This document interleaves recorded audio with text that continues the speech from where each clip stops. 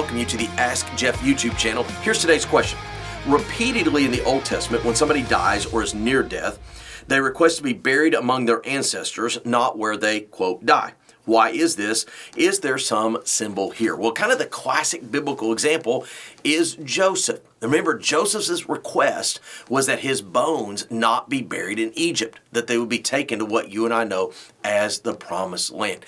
When it speaks about being buried with their ancestors, understand we're dealing with the Israelites, the Abrahamic covenant, the promise of this land and this relationship with the Lord. It's more than just the ancestors as far as relationship. It really goes back to they want to be buried in the place that God promised the ancestors, that God promised his people, because that is the place in the Old Testament where the Lord spoke often of where those bones would be raised from. And so therefore, there is repeatedly, as the question said, in the Old Testament, this desire to be buried in what we would call the Promised Land. Now, here's where it gets interesting. If you were to go to Israel today, and feel free to pull up a Google pic or Google map of it, on the eastern side of the Temple Mount, there is an entire mountainside of tombs and catacombs and burial places of which today the price to be there is extraordinary. Why?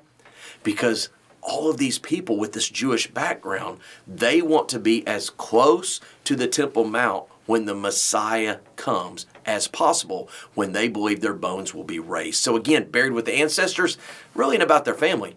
It's about that place that God set aside in covenant with his people. Great question. If you have one, send it to AskJeff.net. Maybe your question will be tomorrow's. Thanks for being a part of today's daily question. Now, we answer a question each and every day. Please feel free to submit a new question at AskJeff.net. We may not have gotten to yours today, but we eventually will continue to be a part of this. Subscribe so you don't miss out on a question every day.